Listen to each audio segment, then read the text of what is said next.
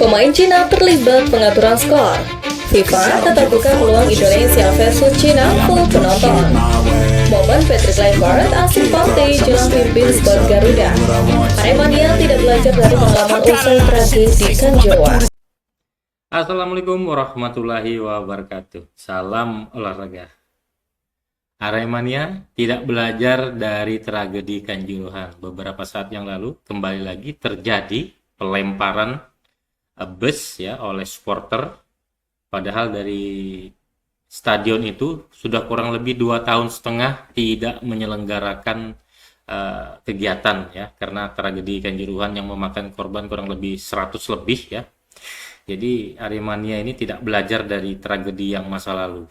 Dan informasi selanjutnya, FIFA buka peluang Indonesia versus Cina full penonton.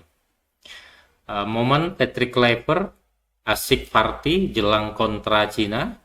Dan yang terakhir, pemain Cina terlibat pengaturan skor. Coba kita saksikan bersama ya.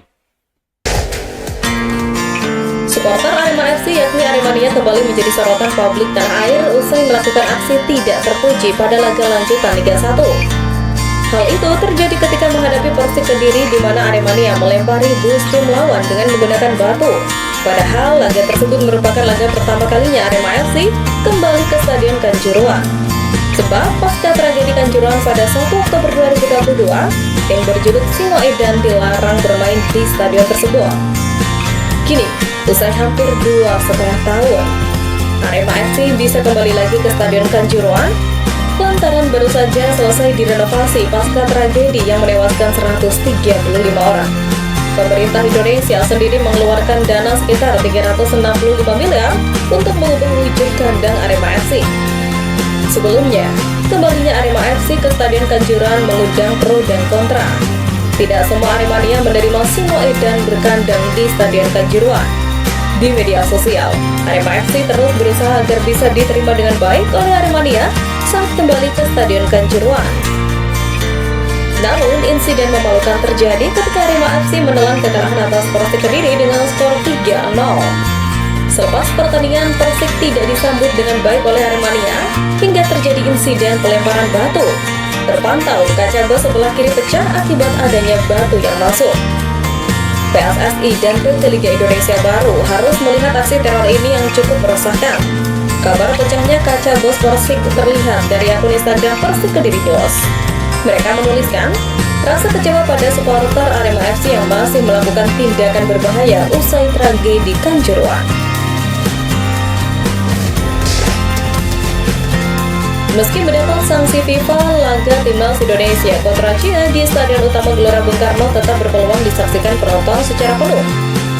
Sebagaimana diketahui, FIFA lewat surat kepada PSSI memberikan 2 hukuman akibat insiden diskriminasi yang dilakukan supporter Indonesia saat melawan Bahrain 25 Maret lalu. Hukuman pertama, FIFA menjatuhi sanksi denda lebih dari 400 juta kepada PSSI. Sementara untuk hukuman kedua, PSSI wajib mengurangi jumlah penonton hingga 15% pada laga kandang berikutnya, dalam hal ini melawan Cina 5 Juni mendatang. Menariknya, FIFA tetap memberi peluang bagi PSSI untuk menggelar laga timnas Indonesia versus Cina dengan kuota penonton secara penuh. Dengan syarat, kuota 15% penonton itu diberikan kepada komunitas anti-diskriminasi. Namun, di balik sanksi ini, tersimpan peluang penting untuk melakukan pembenahan. Sepak bola bukan hanya tentang teknik dan skor akhir, tetapi juga mencerminkan nilai-nilai kemanusiaan, persatuan, dan penghargaan terhadap keberagaman. PSSI kini dihadapkan pada tantangan untuk membuktikan komitmennya dalam mengubah wajah sepak bola Indonesia menjadi lebih inklusif dan bebas diskriminasi. Langkah konkret seperti edukasi kepada supporter, kampanye anti-diskriminasi, hingga pengawasan ketat terhadap perilaku di stadion perlu segera dilakukan. Jangan sampai insiden serupa kembali terjadi dan mencoreng perjuangan Garuda di pentas internasional. Dengan komitmen dan perbaikan sistemik, insiden ini bisa menjadi momentum refleksi sekaligus titik balik untuk menciptakan atmosfer sepak bola nasional yang lebih sehat dan bermartabat. Pelatih timnas Indonesia Patrick Kluivert belum terlihat batang hidungnya di Indonesia. Padahal, skuad Garuda bakal lakoni 2 laga berat di kualifikasi Piala Dunia 2026. Seperti yang diketahui, dua laga kontra Cina dan Jepang menjadi penentu asa untuk timnas Indonesia tampil di Piala Dunia 2026. Namun, hingga saat ini, Patrick Kluivert masih belum berada di Indonesia. Hal berbeda justru dilakukan oleh Cina, yang jauh-jauh hari mempersiapkan tim jelang lawan timnas Indonesia. Dilihat dari unggahan akun Instagram miliknya, Kluivert sepertinya masih berada di Belanda. Pada unggahan Instastory, Kluivert kedapatan asik party dengan sejumlah mantan pemain seperti Edgar Davids, Carles Puyol, hingga Gerard Pique. Kluivert bersama para mantan pemain top dunia itu menonton rapper asal Amerika Serikat, Travis Scott. Situasi ini tentu cukup mengkhawatirkan bagi persiapan timnas Indonesia menghadapi Cina dan Jepang. Meski timnas Indonesia akan diperkuat oleh pemain yang merumput di Eropa dan mereka masih bermain di level klub, kehadiran Kluivert lebih awal di Indonesia punya arti lebih. Setidaknya saat berada di Indonesia, legenda Barca itu bisa memantau langsung pemain yang bermain di BRI Liga 1. Terlebih sebelumnya, Ketum PSSI Erick Thohir sendiri meminta kehadiran Patrick Kluivert lebih cepat. Sebab skuad Garuda akan mulai menjalani pemusatan latihan pada 26 Mei mendatang. Namun hingga kini Patrick Kluivert belum menyerahkan daftar nama pemain yang akan dipanggil untuk mengikuti tes persiapan menghadapi Cina dan juga Jepang.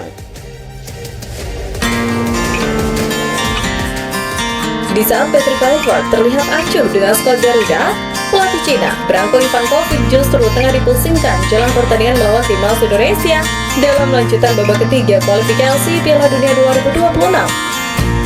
Branko Ivankovic pusing lantaran sejumlah pemainnya diterpa cedera.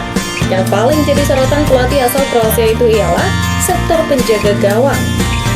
Melansir dari media Cina Sina Sport, Ivankovic tengah mengatasi masalah di sektor kiper. Wang Dalai dikabarkan tengah terpuruk, sementara kiper kedua, Yan Junling, dipastikan tak bisa tampil akibat cedera. Lalu kiper ketiga, Liu Dianzhou, dianggap sudah terlalu tua. Yang menarik, Branko Ivankovic sepertinya akan memanggil kiper veteran Sui Weiji. Masih dari sumber yang sama, Sui Weiji sudah dipantau langsung oleh Ivankovic. Pelatih asal Kroasia itu datang ke stadion saat Sui bermain untuk Dalian Ningbo. Namun yang jadi masalah, kiper tersebut kerap tersandung masalah pengaturan skor. Penjaga gawang yang jalani debut profesional pada 2004 itu sempat diselidiki oleh Badan Anti Korupsi Hong Kong, ICAC. ICAC melakukan penyelidikan terhadap kiper tersebut karena diduga melakukan pengaturan skor di pertandingan Liga Hong Kong saat membela Wei Rangers yang saat ini berganti nama menjadi River FC. Saat penyelidikan tengah berlangsung, Sui kabur ke Cina dan bermain di tim kasta kedua Tiongkok.